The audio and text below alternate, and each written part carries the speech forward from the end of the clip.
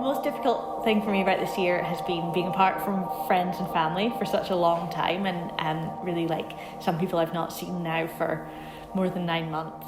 Hugging people, being able to physically hug a person, because it's not the same when you're like... All of my family is up in Lewis and Harris, so I haven't been able to see them at all since January. Something emotionally you attach to a person.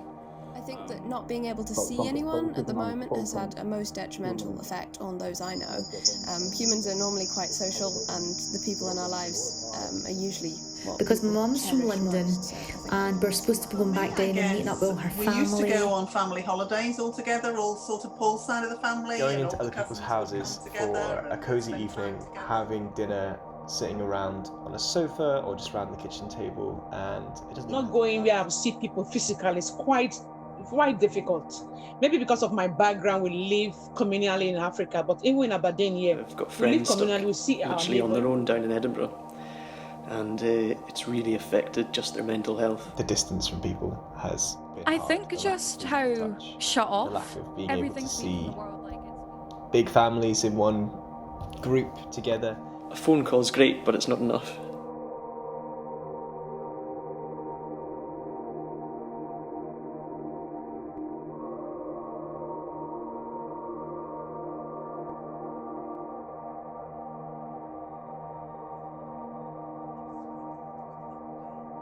Where everything's been flattened and two-dimensionalized, really. Feeling restricted, of meeting people, physical restriction, and also not being able to look forward to things because of the uncertainty. We didn't know how Not being able to be together with people, hugging people, singing together, and worshipping together with other people.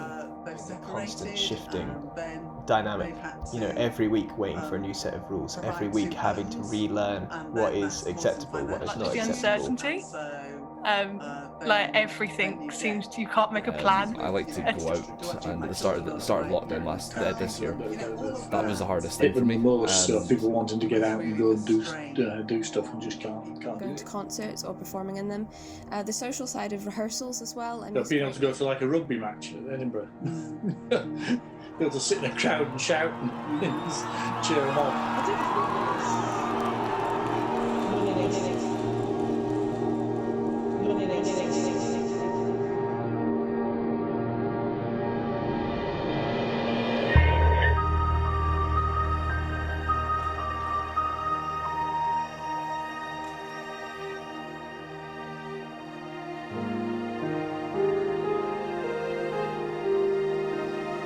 Mostly I spent time in the garden that I don't normally do, so I literally worked around the garden. I thought, right, I'm going to start at this corner of the garden. We've done a lot of collaborations, and me and one friend, so we had come up with these characters that we just improvised with. And we pulled ivy out the bottom of the bushes one day, didn't we?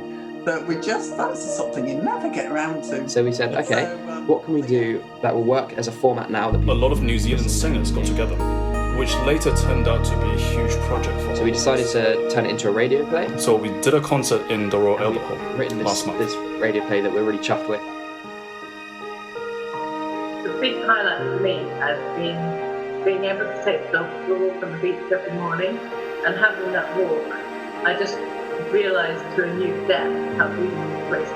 Walking and cycling from the house, I've seen the same view in different seasons. At 4:30 every day, I did go out for a walk if the weather was good enough. I've seen the same trees change week by week.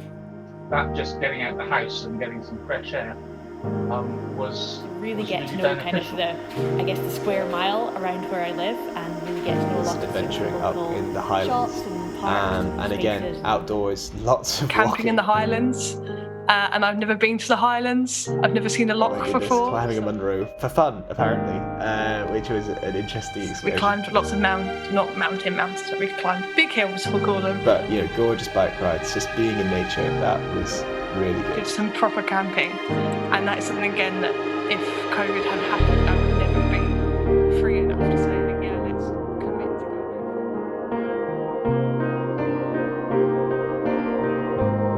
Well, friends came up from Edinburgh and I went down and we met halfway, went to a beach and had a big beach day out. Once lockdown ended, getting to see one of my childhood friends for the first time after just like seeing my friends again. When things lifted up, it was the most amazing, beautiful thing in the world. It was quite funny because it's been quite amazing because I don't think and it was such a lovely moment actually.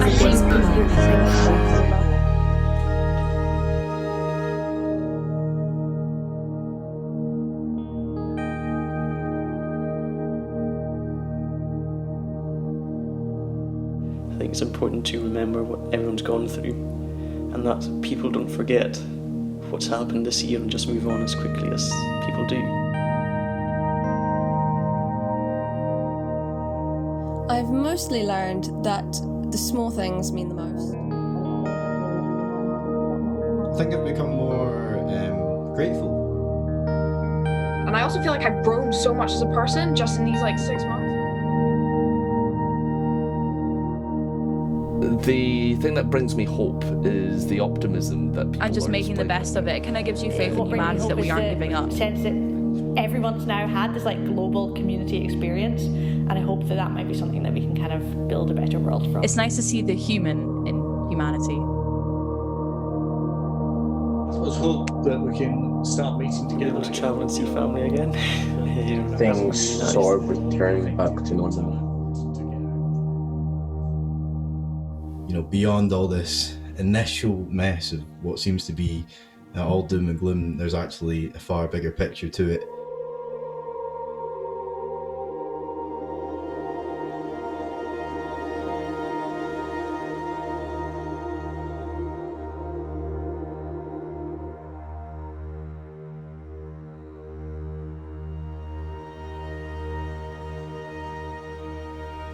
Should old acquaintance be forgot and never brought to mind? Should